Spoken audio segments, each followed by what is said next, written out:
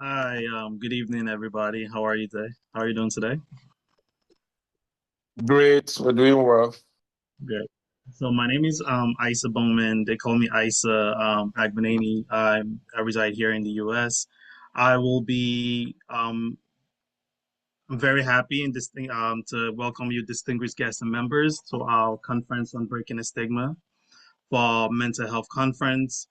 Really a gathering that we've put together born out of compassion, courage, and a shared vision to strengthen the mental well-being of our community and of our nation, Nigeria. Often we say in Nigeria, one tree does not make a forest. Today, that proverb comes to life because we are the forest, where the voices, the hearts, and the minds coming together to nurture understanding, healing, and hope for every Nigerian facing mental health struggles. We often know mental health is not a foreign topic. It's a deeply human one that burdens our communities. It touches our families, our youths, and our workplaces, and even to our leaders. It is quite a struggle behind strong faces and the unseen burden carried by too many. But today, we want to bring people out of get more understanding of what's going on in our communities, say no to the silence that's going on in our communities, and we are taking this platform to as a medium to understand those struggles within our communities. This conference is not just about knowledge; it's about connection. It's about restoring dignity, challenging stigma, and creating spaces where our people can seek help without fear or shame, and understand the struggles going on. Because when the mind heals, our community heals and our nation heals. As we begin this journey in this conference, may we open our hearts to new ideas, new partnerships, and new courage. Let us leave here not just being to be inspired, but to be committed to building a community where mental health is treated with the same urgency, respect, and care as physical health. Together, we can make a healing movement. Together, we can create a legacy of empathy and strength for our upcoming generation struggling, our generations who are struggling with mental health, and for our future generations yet to come. Once again, welcome to our Breaking the Stigma conference on mental health, and welcome to Healing, welcome to Home. And with that remark, I would like to um, go to the next phase.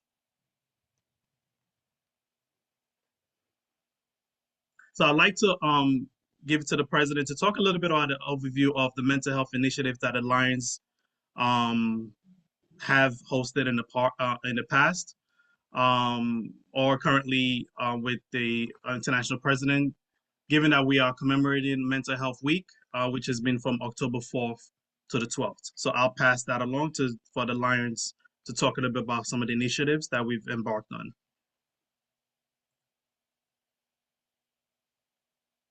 Lion Joyce, or is the president going to give a remark on I any can agenda? see him on the call, so I think we can just go on and he can speak afterwards. Yeah, he's not yet to join the call.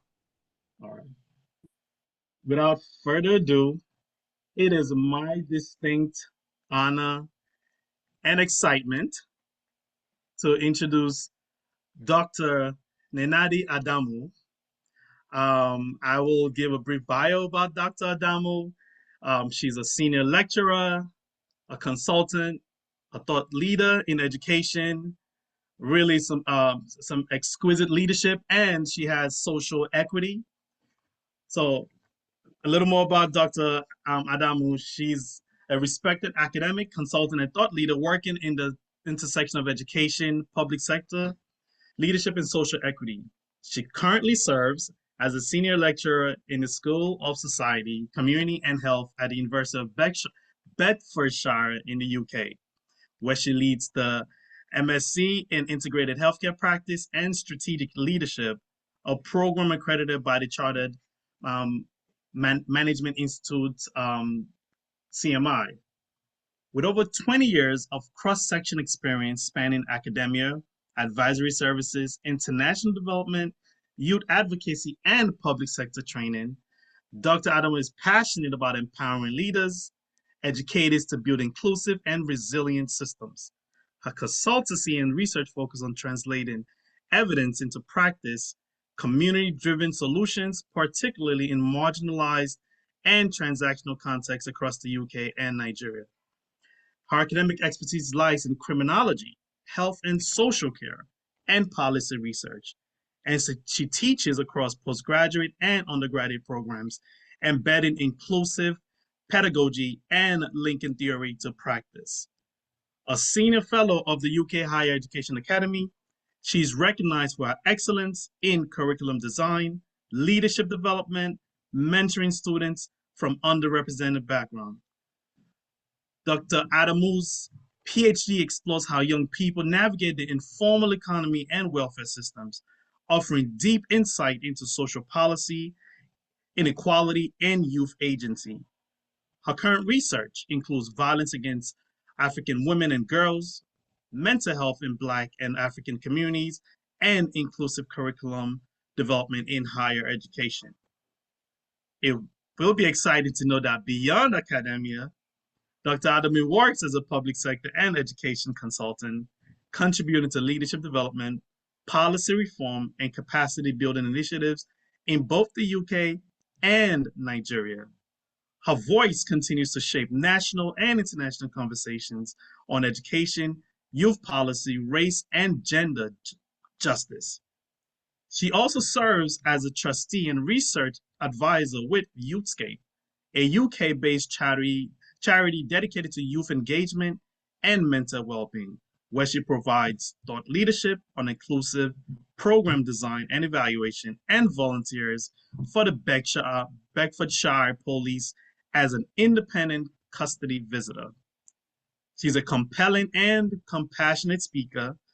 Dr. Ninandi Adamu is known for her ability to translate complex ideas into meaningful dialogue, challenging audiences to rethink traditional models and act for social impact. Without further ado, I would like to introduce Dr. Ninadi Adamu as the chair, as the speaker for the conference. Welcome, Dr. Adamu. Let's give her a virtual clap. Welcome, welcome. Thank you. Thank you so much. Thank you so much, Isa. I felt so uncomfortable listening to everything you had to say, and I am so glad that it is over. But thank you. Thank you for the honor and the opportunity to come and speak today. I'd like to say good evening and welcome to everyone here, the members, distinguished members of the Lagos Phoenix Lions Club. District 404A3, Lagos, Nigeria. And of course, everybody else who's come to listen to me today and to engage in this dialogue. I do not take the blessing of having a voice for granted. And hopefully, the point is that we spend some time today reflecting on an issue that is quite topical, but also taking an action plan for us both as individuals and collectively as a group to go away and think about how we can do things differently. So, um, I'd like to start because of the conversations that we had at the very beginning before the meeting started. I think I'd like to maybe contextualize things a little bit. The conversations around mental health, mental illness is so vast. You can come from it from different angles, and they're all legitimate discussions that are going on. The idea behind today's topic is about specifically breaking the stigma in our local communities. And so, this talk in particular hasn't addressed the issue of criminality. Now, based on my background, I have done quite a lot of work around the criminalization of mental health, and it goes both ways. So, in answer to the question that was asked, it goes both ways. That mental health is criminalized in the sense that people who are suffering mental illness are often criminalized, particularly here in the UK, where we have an ongoing struggle with under resourcing the medical side, and so people who are having criminal situations, people who are having mental health situations are criminalized and taken to the police station. So there's an ongoing issue, and there's a lot of strategy in place to try and decriminalize mental illness. However, there's the other side of it where people will hide behind mental health or mental illness, poor mental health, as an avenue for committing crime. So those are two separate issues that we will not be covering or looking at within the context of this presentation, because what we are looking at is specifically about the stigmatizing mental illness in our local communities. So that doesn't look at the criminalization of mental illness. But I'm happy if you want to have me back again. I have quite a lot to say on mental illness, and I'll be happy to come back specifically to address the criminalization and decriminalization of mental health. Okay, so I will share my slides now and start with my presentation. And what I would say is if you have any questions, you can put them in the chat. Maybe Joyce, if you can keep an eye on the chat for me as we go along. If there's anything I need to address, I'll address it as we go along, or we can come back or keep your questions to the end. I don't mind whichever way we want to go. So the whole conference has been put together under the premise of the mental health day, 2025, and the theme is mental health is a universal right. So what we're trying to do again today is to unpack myths, build understanding, but with a focus on encouraging action. So I'm going to do a quiz now just to get us thinking about what we know about mental illness. These are the questions, but there is a quiz facility on Zoom, and I think Joyce is going to help me run that. Hopefully, I have sent the answers as well. So the first one is according to WHO, approximately how many people die each year globally? Now, this is not meant to be any trick questions. Don't overthink it. Just click an answer that you think might be right. Okay, so just click on it and answer. So you can click on one of the options, and that will give you okay. Are you able to do that? I've launched it, so I'm hoping that everyone can see it. Yeah. I have the questions, but I'm not able to click on it. So yeah, it's not letting me click either.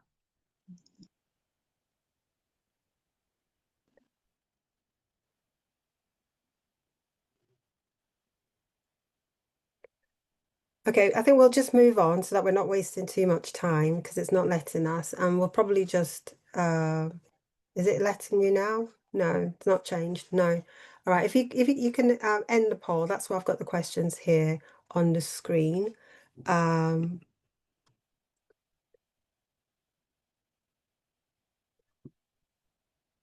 So the first question is, according to WHO, approximately how many people die each year by suicide globally? And is there anyone who wants to hazard a guess on the answer? I'll pick over a million. Over a million? Anyone Yeah, else?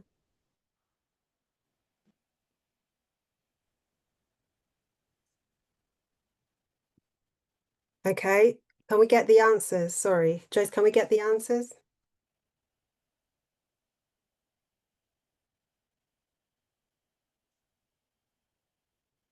The answer is actually 72,000. So globe, 720, sorry, 720,000. So the answer of a million, I think that's kind of where you go to because of the noise around mental health, the mental illness, and suicide. So often the media has the thing where they make us think beyond, overestimate what the reality of things are. I'm going to stop sharing the poll because I don't think it's working. What about the leading cause of disability worldwide? Who knows the leading cause of disability worldwide and a major contributor to the global burden of health, of disease, sorry. depression. Correct, that's depression.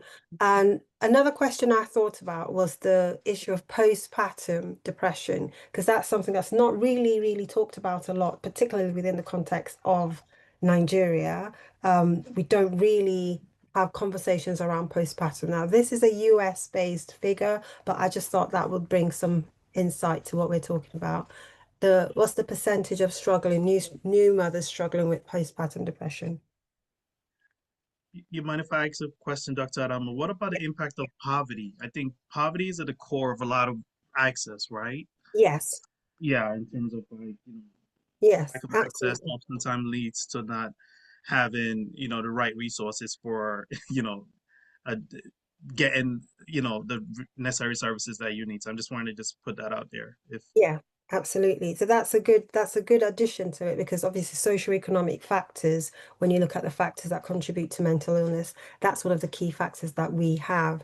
But have you, and does anyone know anything about postpartum depression? Basically, women. I know I'm not a woman, but I know that women do Okay. experience experience it. Can you guess the Yeah. right answer? I think Twenty-one postpartum. percent. Can anybody hear me? Can I say something about it? Yes. Yeah, it's actually an illness that happen after childbirth. Yeah. Mostly women. Another name for it is a prepuceral psychosis. Yeah. So Prepuceral psychosis. what's the prevalence of it? Do you know what the prevalence is? One, it can be environmentally influenced. It can be genetically. Genetically, if it's happened in the family before, it can happen to the nursing mother, and it usually occur first, second, or third week after childbirth. Okay. And that kind of mother need to be loved. She has Yeah. to be around people that loves her very well to heal up. It Yes. So actually doesn't kill. It actually does not kill, but the person has to be loved for the person to come out of it. yeah. Most times it happens to nursing mother few weeks after childbirth. Yeah, so the percentage of it is actually 37% of new mothers struggling, which is quite a significant number. Okay, so if we think about the cost of mental health, keeping it as mental health for now, we'll break it down a little bit more. What does you think the cost is to the global economy annually? Is it 400 billion, 900 million, or $1 trillion? This is a global cost.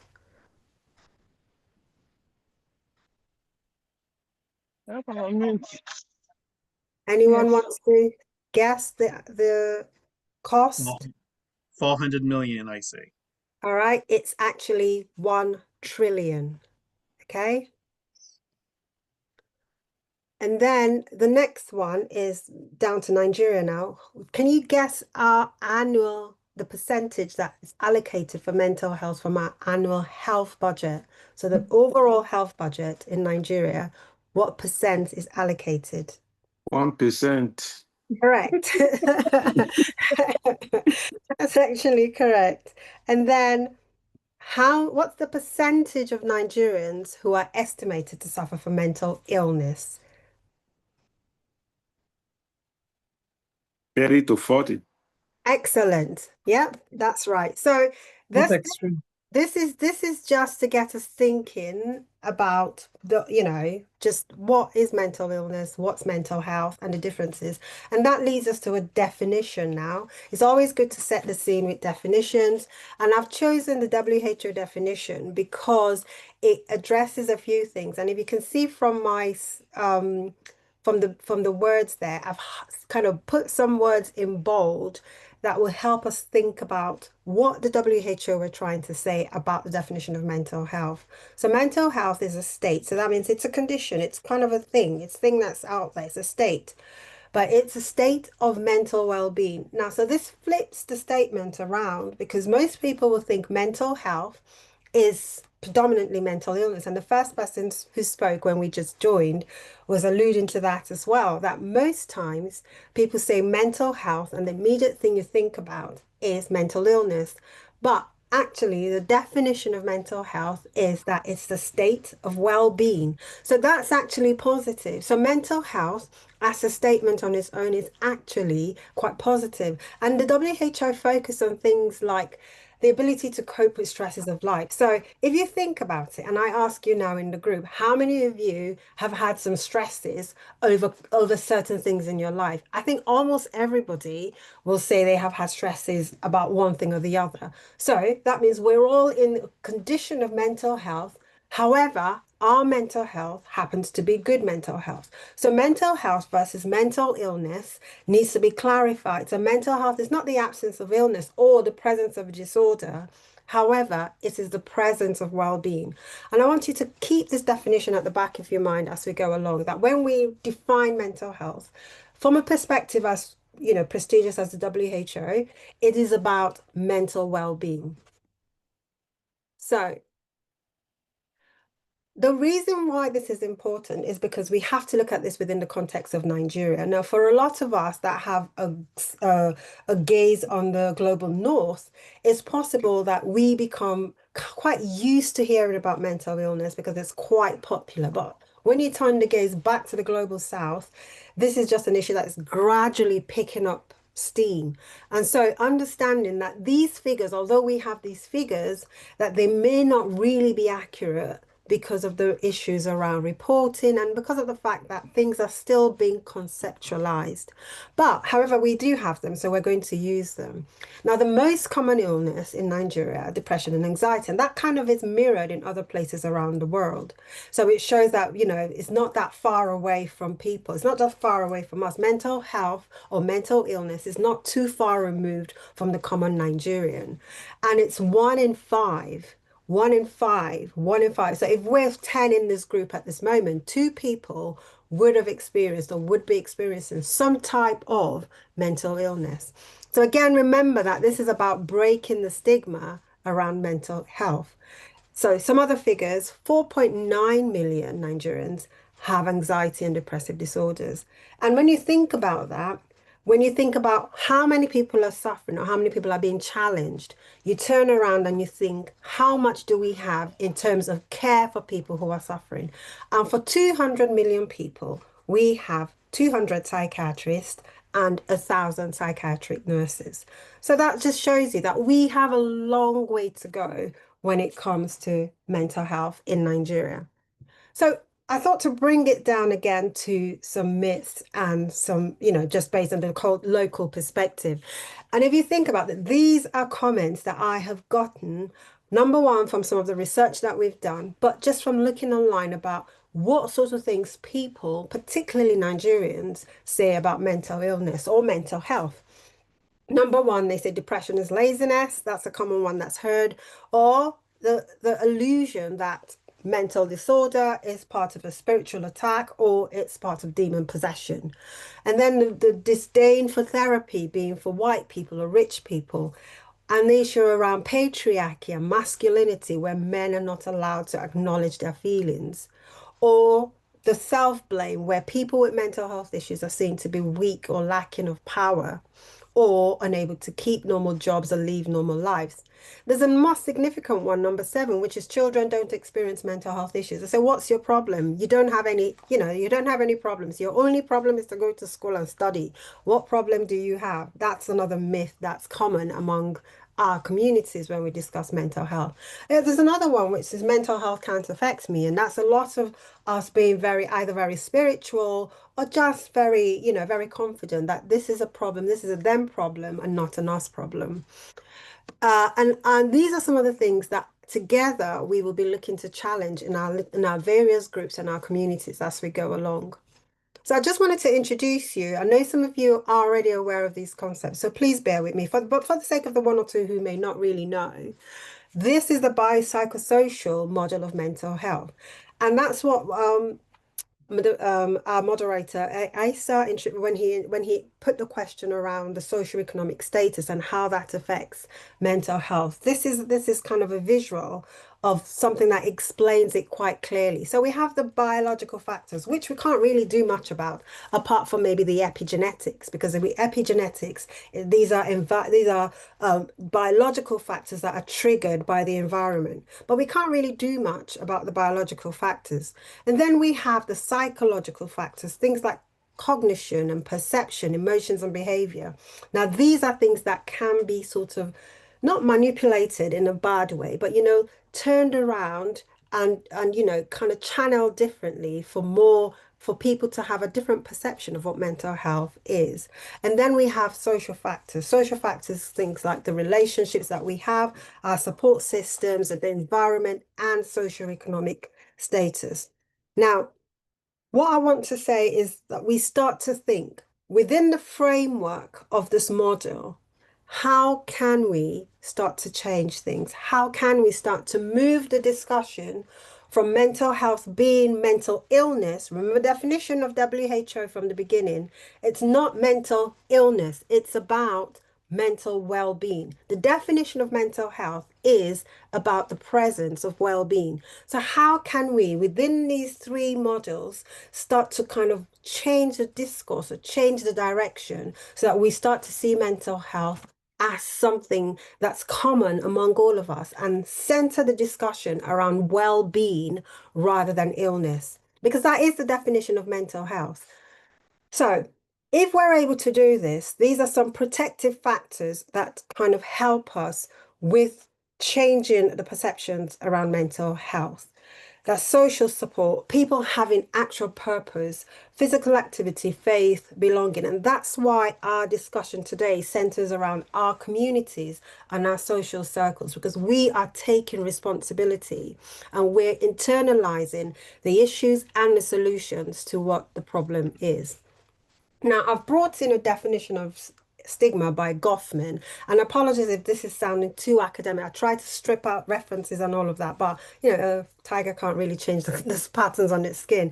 As an academic, we tend to draw on academic literature to explain our points. But Goffman, his theory of stigma identifies how society labels individuals based on attributes deemed undesirable. Now, I want to take you back to those two words that I've put in bold. If you see that society is the first word I put in bold, and you ask, why have you put that word in bold? The reason is because it's not just one person. It's not just one person's perception. One person's perception doesn't matter. It's when it becomes a collective perception that it starts to matter. So the society, for it to stick, for a label to stick, it has to be collectively done. And that starts from one person. And I'll talk in a minute about the power of the individual. So society, made up of people within the society, providing a label. So what we collectively agree on to be wrong becomes wrong. What we collectively agree on to be right becomes right. So how the society labels individuals based on the negative. Can you see that all the things that are mentioned after are all kind of negative, undesirable, spoiled identities, devaluation. So stigma by nature is negative. And that is only because society, which is made up of individuals within the society, has decided to label it as such. How is mental health stigmatized? It's stigmatized through public stigma. So where you go around and where perceptions in the public are negative, but also self-stigma, where we start to feel a bit less because we're not feeling 100% great. And then structural stigma, where we have policies and legislations and systems that persistently exclude. And what happens? People start to avoid treatment or avoid care, avoid social interaction, and we start to have fragmentation in the society. So I want us to ask ourselves, why is there a focus on the negative? So why is there a focus on mental illness? Whenever you hear mental health, people come in and tune in rather than expecting to hear about well-being, they expect to hear about mental illness. Why is there a negative perception of illness? And why is that? Even when we talk about illness, why is it always negative? So again, the conversations that we were having at the beginning of this before the talk started was about the criminalization of mental illness. You hardly hear people going on or talking seriously about well-being. It's the thing that causes people to talk is more about mental illness or the negative sides of mental illness. And so I want to ask us to consider the power of the individual. In breaking these stigmas, in breaking these myths and turning things around and challenging the discourse, there is the power of the individual. And I've put the first thing as talking openly. The more talking, the more normal it becomes. And also deciding to challenge stigma. So when you are presented or when you observe acts of stigmatization, the ability to say, hang on, that's wrong or that shouldn't be, is part of the process of getting things changed. And there's also the point about showing empathy and support in an open and respectful way, pardon the typo there, and encouraging equality. So, a point here is about the emphasis that some of you here, and that's what I really love about the Lions Club, is that it draws across a wide range of people. We might have policymakers, we have politicians, we have market traders, we have people who are community leaders, and your role is to encourage equality. Mental health is equally as important as physical health. As an individual, your role is to start to challenge the narrative that because we can't see it doesn't mean that it doesn't really hurt. Another point here is being a conscious consumer. So, what are we consuming? Are we consuming the narrative around social media, traditional media, films that stigmatize mental illness or mental health or portray or quieten the noise of mental well-being? Are we consuming what fuels these discriminations and inequalities that people experience because of mental illness? And I've put the last point as for you to educate yourself. You're here, so that's a good starting point. Some of you are already part of the discourse, and that's good. But there is a greater need for mental health literacy, and even more. I speak on mental health, I speak on well-being, but there's no means that says that I have gone through everything that there is to know about it.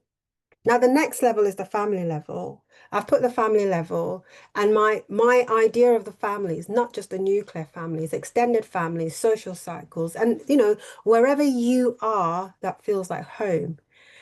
And what I want us to start to do is to emphasize well-being and self-care. Make it valid. Encourage each other to emphasize well-being and self-care. Now, remember that the definition of mental health by the WHO is that it is the presence of well-being. And so, why can we not, in trying to break the stigma attached to mental health, why don't we flip the narrative to the emphasis on well-being and self-care in our homes, in our families, among our friends, in our social cycles, as a way of breaking that stigma around conversations on mental well-being?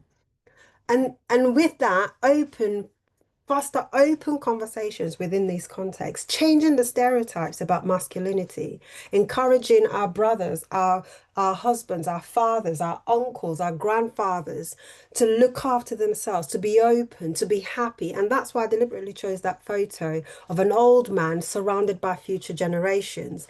And that happiness that he's showing is being mirrored to the generation coming behind, because that's the way we start to make change in little increments.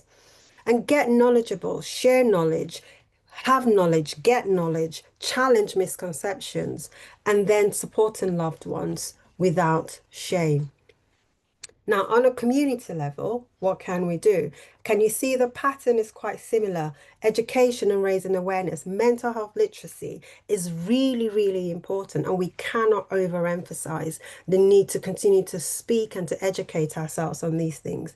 But one key thing that I think we can think of is an integrated approach to interventions. So when you think of it, there's so many people doing good work, but can we have a joint up approach where we have collaborations between community centers, between religious groups, between families, between voluntary organizations like yours, where we are all collaborating and doing a joined up approach to interventions, preventions, and everything else, where we become deliberate in the kind of community projects that we commission to emphasize mental health and well-being. Remember, I'm not talking about mental illness. I'm not talking about the emphasizing or putting too much emphasis on illness. When we promote well-being, then we start to see a shift and a change where these conversations become natural and people are happy to engage in them. I've put the idea of creating safe spaces, and that could be both physical and otherwise. This here is a safe space, and we can have conversations that break through barriers or misconceptions that we may have. And this is also, I think, a good start in the road towards, actualizing that stigma breaking.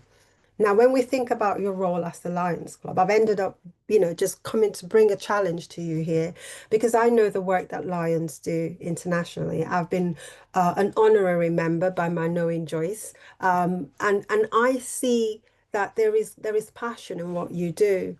But the first thing that I will say is education. The more we know, the better we do. Once we know more, then our behavior starts to change. And then we start to be able to model positive behavior.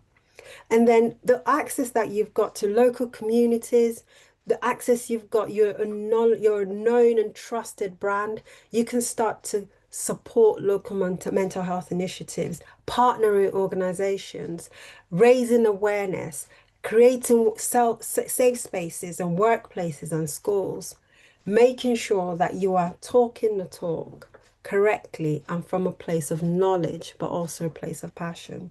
So, my challenge to you today is this: it's easy to think that we don't know enough, but I think we know enough. We know enough to be able to start to make change.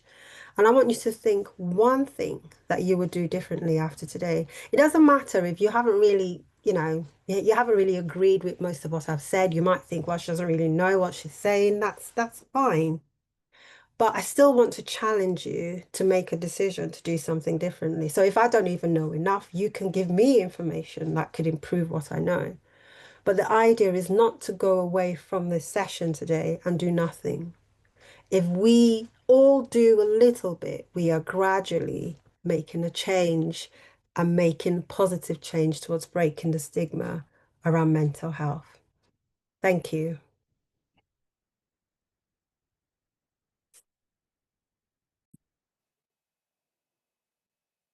What an impactful presentation by Dr. Adamu.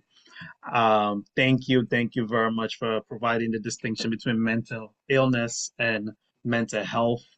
I'm gonna open the floor to everyone here. Sorry, I'm looking sideways to everyone here, to the group, and we'll start with the last question that you asked Dr. Adamu. What is something differently that you will take and do differently after this session today? So I'm gonna open it up to everybody. Shabir Kafan says, I'm going to open up to the audience to also ask questions to our presenter, Dr. Adam, to make this a more engaging session as we look to end stigma within our community and open up awareness. There were some things just from my own person that you touched up on, Dr. Adam, which in terms of what doing differently is just to be more literate in terms of the difference within for my own personal self on mental health versus mental illness, and also to not allow the fear of the mental, right? One of the crippling things is oftentimes the fear of those people that are mentally ill, right? And part of that I would throw out there is part of being uninformed. And also a question to the group I'd like to, in terms of the resources, right? Because part of these things are also the resources available to be informed and to be to actually effectuate change. So I'm posting those to the group, and also just to get the conversation rolling. So I'll be quiet and just open it up for the group to ask their questions.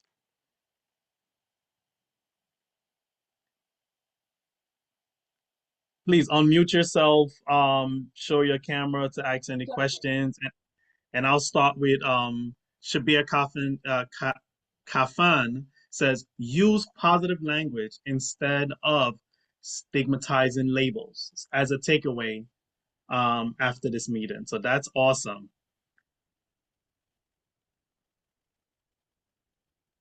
Yeah, can I? Yes. Yeah. So I don't know your language. I'm sorry, but in Swahili, they are stigmatizing word like the antenna is dysfunctional, or your data is missing out, or the messages are not delivered. You know the slang language with which it's people going through mental health challenges are labeled, and this makes people. I don't want to be called that name. So why should, even if I'm stressed, why should I go and share it that I'm really overwhelmed or I'm feeling anxious, because I don't want that label to be stuck onto me. So I think the first thing that we all need to do, and that would be, I think, the gift to the doctor and Lions International as well, is that we promise each other and make a pact that when we hear people using negative or unacceptable words, we will educate them and say this is not healthy. And ourselves will never use those words. Rather, we'll say people are going through mental health conditions because, as a layman, maybe I don't know whether it's anxiety or depression or psychosis or PTSD, but let's say he's going through challenges of mental health condition rather than the words like the data is missing or the dish is antenna is moved and things like that. It's one thing that really itches me, and I've been educating schools here throughout the week starting from 1st October till even today, that please don't do that. So I think that will be the first initiative. Thank you.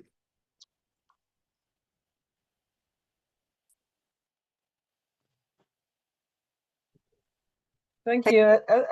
I think, I mean, for me, yeah, it pretty much aligns to a bit of what Lan Shabi has said. And I'm taking it back to the workplace, yeah, because I've realized that a number of times within the workplace, especially where you have younger generation or Gen Zs, we typically just, kind of wave any issues or difficulties or challenges they might be having and say, oh, before you say anything, they'll tell you you're affecting their mental health as they see it as an excuse. But perhaps in reality, if we make the effort to ask further, we'll be able to know what the issues are and also see how we can help. So I think for me, that's a key thing, to be more mindful and not trivialize, such issues when people bring them up. Yeah.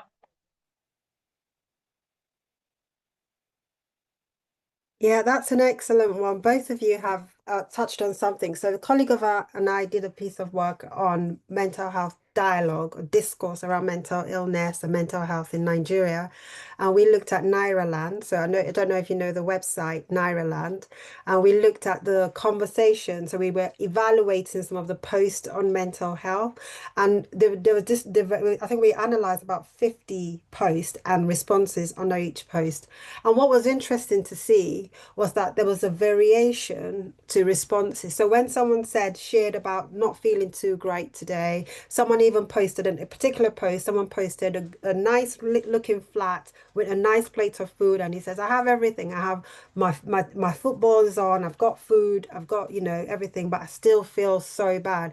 And the dialogue behind that ranged from go throw yourself in the river or, go for prayers or go for that. There's just that lack of empathy that has been normalized in our communities. And that's not right. That's not really necessary. So the goal is to challenge these conversations. You don't have to respond if you have nothing to say, but ultimately, how about turn the narrative around to more about celebrating well-being. So what do you have that's actually good, and turn it around to celebrating well-being and self-care rather than focusing on that negative response.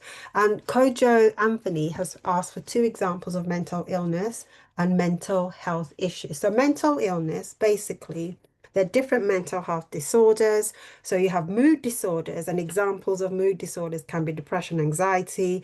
You have post-traumatic stress disorders. You have psychotic disorders. And under every kind of disorder, you can have examples. So you can have things like schizophrenia, and it's the wide spectrum. So it's not just the one thing. There are different categories of disorders that are illnesses. And it depends on where you're looking at it from. I made mention about the different models. So if you're looking at it from a biological model, the biological model looks at it as an illness or a condition or a disease of the brain that has to be treated with medication. But if you're looking at it from a psychosocial model, it looks at the other factors that contribute to it. So I would say the difference between mental illness depends on how you're looking at it. If you're looking at it from a biological perspective, it would be the treatment, the disease of the mind, where there might be some chemical imbalances.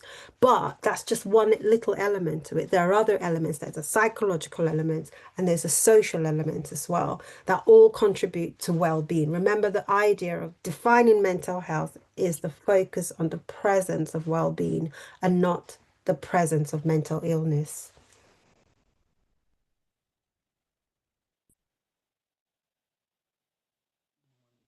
At I know, Doctor, in the interest of like just filling the space, can you talk a little bit about the impact of self-care on mental well-being?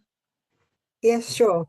So, and this is something that we are sort of advocating. And again, there is a tendency for it to become bastardized, like with anything else that exists. You know, if you take for example, even religion, there are those who will kill for religion. So everything that's introduced, every concept or every line of thinking has the potential to be misused. I must say that as a proviso before starting. But self-care literally is the ability to prioritize oneself, one's well-being, and taking positive steps towards maximizing your well-being. So things like you, and everyone's different. So it's by understanding yourself and understanding the sort of things that, lower your stress levels and keep you motivated, you are then able to prioritize doing those things more frequently in order to continue to keep your stress levels lower and to keep you producing or acting in a capacity that is more productive as you go along. So self-care, really, there's no definition of it really apart from what it really is. But it says what it is on the tin. But it really starts from a place of self-reflection and knowing who you are and knowing what makes you what you are or what brings down your stress levels and what you enjoy doing and doing those things just because you want to have longevity and continue to be able to perform to the best of your ability. So one of the things I encouraged earlier was making self-care part of our normal. And I'll give you a very practical example. For me personally, is that I don't like exercise, and I'm friends with Joyce. And if you know Joyce in any capacity, you know that she likes to run or walk 5 kilometers, 7 kilometers. And at some point, I tried to mirror her in trying to do what she was doing to look after myself. It just didn't work out. I had to find what I like to do and what brings my stress levels down. And so my act of self-care is very different and looks different from what her act of self-care looks like. And how I internalize it is that even at home, I make sure my family members are prioritizing their own health and whatever it looks like for them. So it wouldn't look the same for me and the same way it looks for them, but making sure that they're giving themselves the opportunity and the space also to look after themselves and to continue to emphasize and prioritize things that bring their stress levels down and helps them to be able to perform more optimally. Thank you. Thank you. Just want to highlight Alice Bichen says, I will speak more about mental well-being with my family, friends, and coworkers in terms of takeaway from this presentation. Thank you, Alice. Anyone has any questions, but I would like to just circle back to one of your slides talks about integration and how that works in terms of addressing mental health and stigma. I just want you to elaborate more on what you mean by having an integrated approach to this topic. Yeah, so a lot of times there's so many good works going on even right now.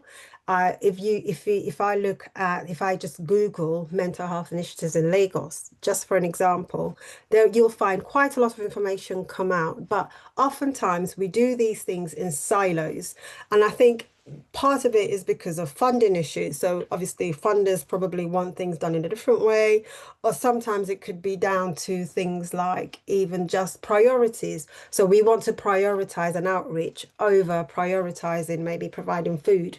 And so what integration does is the ability to bring all these together, recognizing that it's a systems approach. So you might be able to do something, but what you're doing is more strategic.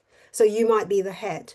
or what you're good at or your organization's good at is actually the implementation. So you might be the hands. So it's recognizing that all these different elements working together can actually be more effective if they brought together their initiatives and started to work towards one common goal. Most of us have the same goal. Most of us have the same drive or the same, the same ambition to, bring down poverty, reduce inequalities and all of that. But what often stops people is that idea that our ambition or our projects must be carried out in a way that speaks to what we do. And what I'm calling for is a more joined up approach where we are focusing on the ultimate goal being implemented, drawing on the strengths of all the different organizations that are currently doing good work, but not just from an organizational perspective, even from a structure perspective. So the legislator need to be speaking to people who are on ground. The educators need to be speaking to those who are in charge of funding. So structurally as well, we need to all be working together in a systems manner in order to, maximize the impact that we're having. Seems you'd have to, so, from a layman's standpoint, that means you'd have to have somebody who can facilitate really that conversation, right? How, like in terms of integration, and how do you foresee that happening in Nigeria? I don't want to, like, how do you organize that, right? Because that's a more higher level, integrated approach to like whole health, way of looking at behavioral challenges being struck. I just want to kind of Yeah, get your. so yeah, I'll throw it back at you to say we can actually integrate on different levels. There are levels to integration. Yeah, so we can't say, well, that's a problem for politicians. I'm not a politician. I don't know many politicians. I don't know policymakers. And we can easily say, well, it's the problem of the politicians or the policymakers. Or we can say, how can I integrate on my level? So what level are you? And where is your sphere of influence? Actually, where is it? And that's why we have organizations like the Lions Club, where there is a wide range of people that come together cutting across class, across, different dimensions, coming together for one purpose. So that's your level of integration right there. You can start from where you are. You can actually make an impact based on where you are. Yes, eventually, yeah, one people from amongst us will become policymakers. There might be that one person who manages to go up, who manages to go into politics, but we're not waiting. We're not waiting with collective breath, waiting for somebody we know to be up there. Because when they get there, priorities may change. It's about integrating where you are. Where you are, what can you do in collaboration with somebody else to make a bigger impact than what you're currently able to do? Thank you. And I will take that and pass it on to Lion Joyce. That's an excellent segue. Lion Joyce is giving a thumbs up, and I will post that question to Lion Joyce as the leader of the Lions Club in terms of that approach to addressing our behavioral health. This conference, right? That would be something for you to show what impact the Lions Club will have in moving this process forward. So, Lion Joyce. Yeah, thank you very much. And thank you again, Nanadi, and thank you, Isa, and for all those who've contributed. Looking at where we are, and I would speak both globally and in country, mental health and well-being is what would say a growing need that's affecting our communities, and for us as Lions, we believe that it's important to see how in our own way we can make a difference. And from what Nanadi has said in the course of our presentation, key things is around awareness, because there isn't enough awareness or an understanding of the need to act in a particular manner, to help support people who are challenged one way or the other. And I think also there is also the issue of self-awareness, because sometimes we are going through mental health challenges without even acknowledging that those are the issues. So we are very keen on a lot of awareness creation, educating and supporting our communities. But most importantly, I would say advocating for positive change, because that is key. And that is why our international president for this Lions Year has added a mental health service week, for Lions across the globe to draw attention to issues around mental health. And that is what has informed today's session. And we believe that from the insights that Nenadi has shared and from the insights others have shared on the call, and also from the commitments that we all have made to take one step towards, being more empathetic, I would say, around these issues, we would see a change. So it's just challenging us again that in our everyday interactions, how are we opening ourselves up and reaching out, and being a safe place for people to even come and share when they're having these challenges, because sometimes how receptive we are, and how enabling our various or welcoming our various environments, be it home, be it work, be it community interactions are, would also inform how much people are confident to share when they're having these challenges. So it's an ongoing journey, and we would keep at it and see how much we can all do our own bit. Yeah, thanks. And Should I I believe go on and yeah? yes, I believe we're right on time to Yeah. for Lion. Joyce, please just close it out. Close it out. All right. So I think I was just thinking before closing it out, let me just quickly share a video. Um,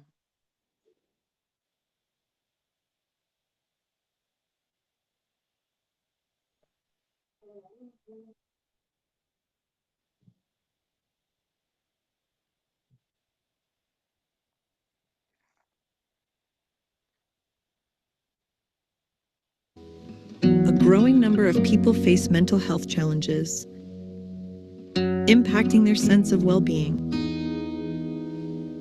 Mental health conditions affect 1 in 4 people in any 1 year. But no one should have to face this alone. I was having a lot of nightmares from PTSD.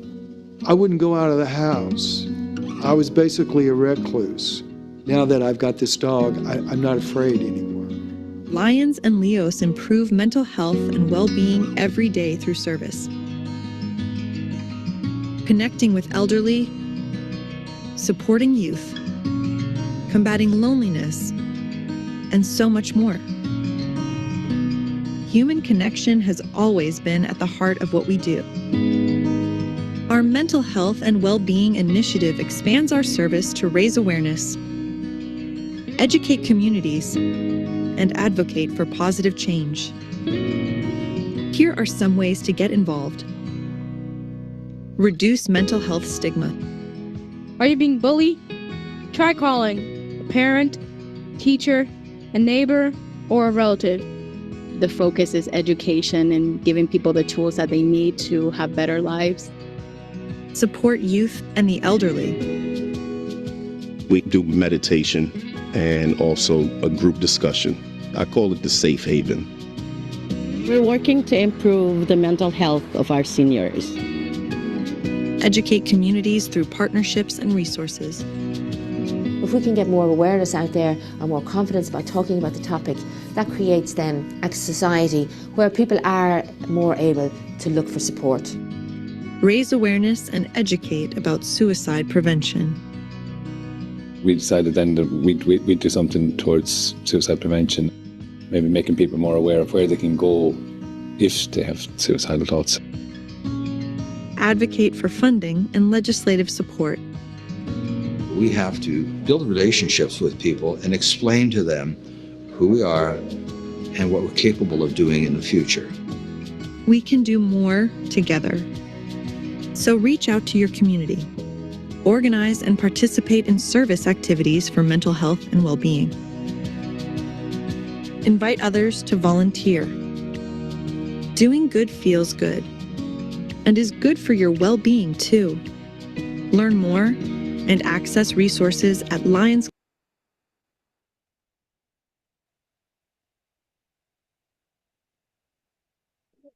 All right. So, I mean, I think just to say, I mean, for a lot of people that would ask me, that know me personally, and for a number of Lions as well, they say, I mean, what do you gain? What's the benefit?